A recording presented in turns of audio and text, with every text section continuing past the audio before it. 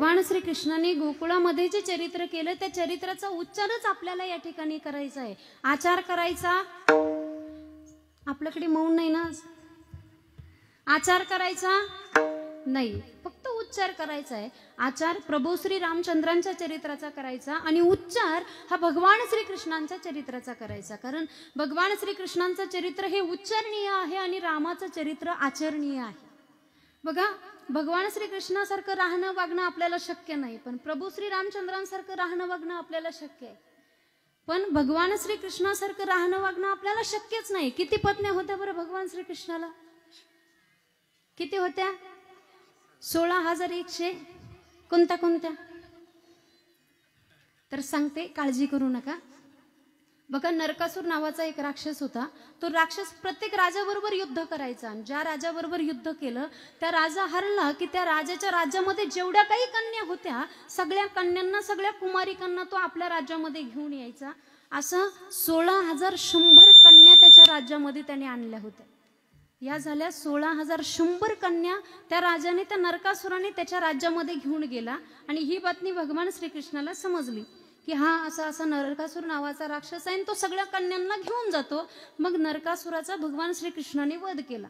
नरकासूर कुमारी घनश्याम, नरकासुराचा भगवंताने वध केला. आणि मग त्या सगळ्या कुमारिका, सगळ्या मुली म्हणायला लागल्या, देवा आता नरकासुराला तुम्ही मारून टाकला, आम्हाला तो सांभाळत होता पण तुम्ही त्याला मारून टाकलं, आता आमचा सांभाळ कोण करणार, आम्हाला कोण सांभाळणार? मग त्यावेळेस त्या सगळ्या मुली, त्या सगळ्या कन्या म्हणल्या, सगळ्या कुमारिका म्हणाल्या, देवा आता तुम्हीच आमचा स्वीकार करा. मग त्यावेळेस त्या 16,100 कन्यांचा प्रभू श्री या कृष्णांनी त्या सगळ्या कन्यांचा स्वीकार केला. आणि मग त्या प्रत्येकीला वेगळा वेगळा महल बांधून दिला.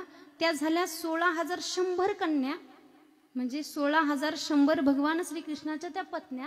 आणि मुख्य 8 पत्न्या आहेत. मुख्य 8 पत्न्या आहे. कोणत्या कोणत्या? कालिंदी, जांबुवंती, भद्रा, मित्रविंदा, लक्ष्मणा, सत्या, सत्यभामा आणि रुक्मिणी, अशा या 8 पत्न्या. आणि अगोदरच्या 16,108 पत्न्या, अशा सगळ्या 16,108, अगोदरच्या 16,100 आणि नंतरच्या 8 पत्न्या, अशा सगळ्या 16,108 या भगवान श्रीकृष्णाला पत्न्या आहेत. आपल्याला एकच नीट जगू देत नाही. विठ्ठल विठ्ठल